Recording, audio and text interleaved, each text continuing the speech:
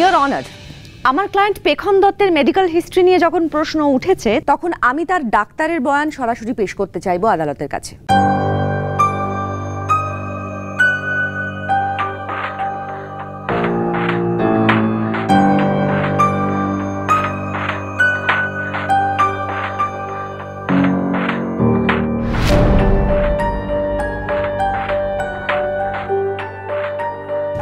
পেখম দত্তের ডাক্তারের বয়ান অনুযায়ী পেখম দত্তের সমস্যা শুরু হয় ছোটবেলায় পাওয়া একটা ট্রমা থেকে, এবং সেই ট্রমার কারণ হলো হ্যারাসমেন্ট। এক্স্যাক্টলি ইওর অনার, অর্থাৎ ডাক্তারের বয়ান থেকে এটা প্রমাণিত হয় যে কেসটার জন্য আমরা লড়াই করছি সেটাই কিন্তু পেখম দত্তের মানসিক সমস্যার জন্য দায়ী। কিন্তু পুরো বিষয়টাকেই ডিফেন্স লয়ার প্রসেন ব্যানার্জি উল্টো দিকে ঘুরিয়ে দেওয়ার চেষ্টা করছে। মহামান্য আদালতের কাছে এবং আমার ডিফেন্স লয়ার বন্ধুর কাছে আবেদন, ঘটনাটা যেন এভাবে ঘুরিয়ে দেওয়া না হয়। দেখুন, আদালত মিথ্যাচার মেনে নেয় না। আমি পেখম দত্তের কাছ থেকেই শুনতে চাই, আপনি শান্ত হয়ে বলুন আপনার এই সমস্যা কবে থেকে এবং কিভাবে। ছোটবেলায় রানা রায়চৌধুরী ওই জঘন্য ঘটনাটা আমার সঙ্গে বারবার ঘটানোর পর থেকেই আমি মানসিকভাবে বিপর্যস্ত হয়ে পড়ি। প্রতিটা মানুষকে আমার ভয় করতে শুরু করে, যে কেউ আমাকে স্পর্শ করলে আমার আতঙ্ক হতে থাকে। আমি নিজেকে ঘরবন্দি করে ফেলি। আমার অবস্থার অবনতি হচ্ছিল দেখে আমাকে ডাক্তারের কাছে নিয়ে যাওয়া হয় এবং আমার কাউন্সেলিং চলে দীর্ঘদিন ধরে। তার ফলে আমার অবস্থার কিছুটা উন্নতি হয় এবং আমি ধীরে ধীরে বাইরে বেরোনো শুরু করি। জীবনের মূল স্রোতে ফেরার চেষ্টা করি ঠিকই, কিন্তু সেই ক্ষতটা আমার রয়েই গেছে। তাই আমি এখনো নার্ভাস হয়ে পড়ি। এখন আমি কারোর স্পর্শ সহ্য করতে পারি না। এমনকি আমার বৈবাহিক সম্পর্কে, দাম্পত্য জীবনে আমি আমার সবটা দিতে পারি না। এই কথাটা শালিনী ম্যাডাম এর আগেও আপনাদের জানিয়েছেন। উনি যা বলছেন সব ভিত্তিহীন। আচ্ছা পেখম, আপনি এটা প্রমাণ করতে পারবেন যে ছোটবেলা থেকেই আপনি গল্প বানাতে পটু নন? মানে এই যে আপনি এত কিছু বলে গেলেন, এগুলোর তো কোনো প্রমাণ নেই। আপনার পরিবারের লোকজন আপনার সাথে, উল্টে তারা বলছেন যে আপনি ছোটবেলা থেকেই অত্যন্ত পাকা ছিলেন। তাহলে কি আমরা ধরে নেব এসব আপনার পাতা ভাত? ডিফেন্স, আমি কিন্তু আপনার বিরুদ্ধে কড়া স্টেপ নিতে বাধ্য হব এবারে। কতবার আপনাকে মনে করিয়ে দিতে হবে যে এ ধরনের কথা বলে অভিযোগকারিনীর ওপরে চাপ সৃষ্টি করা পক্সো আইনের বিরুদ্ধ কাজ। ইওর অনার, আমি শুধু সত্যিটা প্রমাণ করতেই। লিসেন ডিফেন্স, আপনি সত্যি প্রমাণ করবার জন্য সব কিছু বলতে পারেন, কিন্তু এই রকম ঘটনায় সংবেদনশীলতা না থাকলে তাহলে গ্রহণযোগ্যতা থাকে না। সরি, আমার কোর্ট এটা মেনে নেবে না। I am sorry. বারবার আপনি অভিযোগকারিনীর মানসিক সমস্যাকে হাইলাইট করবার চেষ্টা করছেন, কিন্তু একটা জিনিস আপনাকে মনে রাখতে হবে, যদি তার মানসিক সমস্যা থেকেও থাকে তাহলেও তো তাকে হ্যারাস করা যায় না। বা তিনি একটা অভিযোগ আনছেন, তার জীবনে কোনো একটা আনপ্লেজেন্ট ঘটনা ঘটেছে, সেটা বলছেন, সেটাকে জাস্ট মানসিক সমস্যা বলে উড়িয়ে দেওয়া তো যায় না, সেটা আইনত অপরাধ। মাননীয় বিচারপতির কাছে আমি ক্ষমা পাচ্ছি। আজ পর্যন্ত ওনার কোনো কথার প্রমাণ দিতে পারেননি পেখম দত্ত। শুধুমাত্র ওনার মুখের কথার ভিত্তিতে মহামান্য আদালত কতটা ভরসা করতে পারে? আমি কিছু বলতে চাই। বলুন। ছোটবেলায় স্বাভাবিকভাবেই আমি অনেক কিছু বুঝতাম না, যেটা বড় হওয়ার পর হয়তো বুঝেছি। আর উনি যে বলছেন না কোনো প্রমাণ নেই, সেটাই কি স্বাভাবিক নয়? একটা লোক একটা বাচ্চা মেয়ের সঙ্গে এত বড় প্ল্যান করে দিনের পর দিন এই ঘটনাটা ঘটিয়ে গেছে, সে নিশ্চয়ই প্রমাণ রেখে কিছু করবে না। কিন্তু আমার কপাল ভালো যে এমন একজন মানুষ ছিল যে নিজের চোখে সবটা লক্ষ্য করেছিল। ইওর অনার, মহামান্য আদালতের কাছে আমি সাক্ষীকে হাজির করবার অনুমতি চাইব। Permission granted.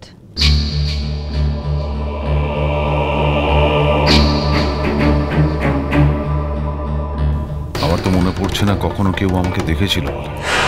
এখন এসব কি বলছে? কে দেখেছে?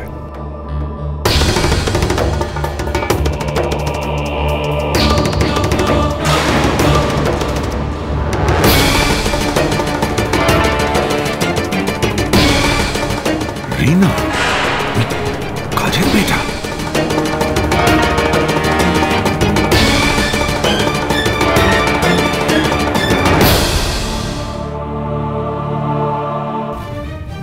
বলুন, যা বলিব সত্য বলিব, সত্য বই মিথ্যা বলিব না।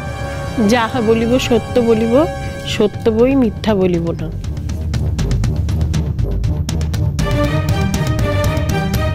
মহামান্য আদালতের সামনে আপনি আপনার নাম বলুন, আর বলুন পেখম দত্তকে আপনি কিভাবে চেনেন? আমার নাম রীনা দাস। আমি পেখম দিদিদের চন্দননগরের বাড়িতে কাজ করতাম। আচ্ছা রীনা দেবী, আপনি সেদিন ঠিক কি দেখেছিলেন? আমি সেদিন ছাদে কাপড় শুকোতে দিতে গিয়েছিলাম। সেখানে দেখি ওই রানা দাদাবাবু পেখম দিদিকে ঘরে টেনে নিয়ে গেল। তারপরে কিছুক্ষণ পরে পেখম দিদি কাঁদতে কাঁদতে বাইরে বেরিয়ে আসলো। রানা দাদাবাবু বাইরে আসলো সঙ্গে সঙ্গে। আমার সন্দেহ হয়। আমি সঙ্গে সঙ্গে জিজ্ঞেস করলাম দাদাবাবুকে, কি হয়েছে? কি বলেছিলেন রানা রায়চৌধুরী? কিছু বলেননি। উনি সঙ্গে সঙ্গে ব্যাপারটা ধামাচাপা দেওয়ার ব্যবস্থা করেন, কিন্তু আমার একটা খটকা লাগে। এই মহিলার ব্যাপারটা মাথা থেকে পুরো বেরিয়ে গেছিল। পেখমকে কোর্টে আসা থেকে আটকানো নিয়ে ভাবতে কি এত বড় ভুলটা করলাম আমি। আচ্ছা রীনা দেবী, আপনি কি খটকা লাগার পর কাউকে কিছু জানিয়েছিলেন? না, সাহস হয়নি। কিন্তু সেই থেকে আমি চোখে চোখে রাখার চেষ্টা করতাম রানা রায়চৌধুরীকে। বেশ কয়েকবার ব্যাপারটা লক্ষ্য করেছি। তারপরে তো আমি কিছু বলার আগেই দোলের দিন সবার সামনে ব্যাপারটা এলো। আমি তখন খুব চেষ্টা করেছিলাম বলতে যে পেখম দিদি যে কোনো দোষ করেনি, সেটা আমি বলতে চেয়েছিলাম। কিন্তু তার আগেই আমাকে কাজ থেকে ছাড়িয়ে দেওয়া হলো। Thank you, that's all your honour. Thank you Rina Devi, আপনি এবার যেতে পারেন।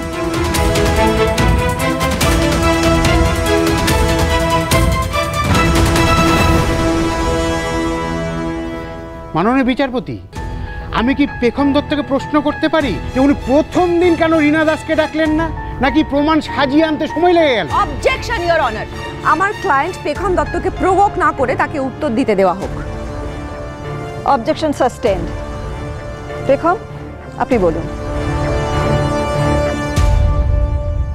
প্রথম হিয়ারিং এর আগে আমরা রীনাদির সঙ্গে যোগাযোগ করতে পারিনি।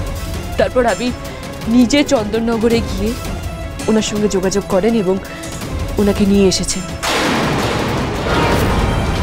আমার কাছে এর থেকে বড় প্রমাণ আর নেই, হয়তো আর কিছু হতেও পারে না। মহামান্য আদালতের কাছে আমার ওই একই বক্তব্য যে কারো মুখের কথায় কি মহামান্য আদালত বিচার করতে পারেন? আমি মহামান্য আদালতের কাছে আরও কিছুটা সময় চেয়ে নিচ্ছি, প্লিজ। অবজেকশন ইওর অনার, সমাজের একজন সম্মানীয় মানুষের মুখোশের আড়ালে একজন ক্ষতিকর লোক নিজেকে লুকিয়ে রেখেছিল এইভাবে, এবং সে এতটাই ঘৃণ্য মানসিকতার মানুষ যে একটা বাচ্চা মেয়েকে পর্যন্ত তার লালসার শিকার বানিয়েছে। আমার ক্লায়েন্ট পেখম দত্ত এত বছর পরে সাহস করে সে কথা বলতে পেরেছে, কিন্তু আমরা জানি না যে এমন আরও কত মেয়ে আছে যার সঙ্গে এই লোকটা ঠিক একই কাজ করে গেছে দিনের পর দিন। তারা হয়তো মুখ খুলতে পারছে না। মহামান্য আদালতের কাছে আমি আর্জি জানাবো রানা রায় চৌধুরী ওরফে রন রে তাকে যেন দৃষ্টান্তমূলক শাস্তি দেওয়া হয়, যাতে অন্য কেউ এইরকম জঘন্য অপরাধ করার সাহসটুকু পর্যন্ত না হয়।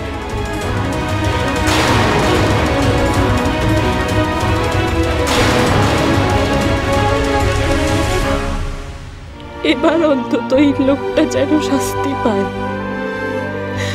এতদিনের লড়াইটা যেন মিথ্যে না হয়ে যায়। ঠাকুর, রানা রায় চৌধুরীকে অন্যায়ভাবে আমি আর জিততে দেখতে পারবো না।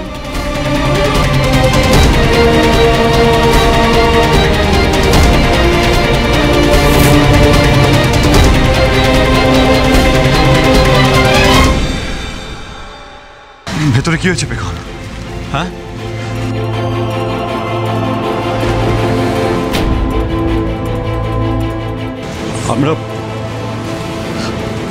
আমরা কি হেরে গেছি?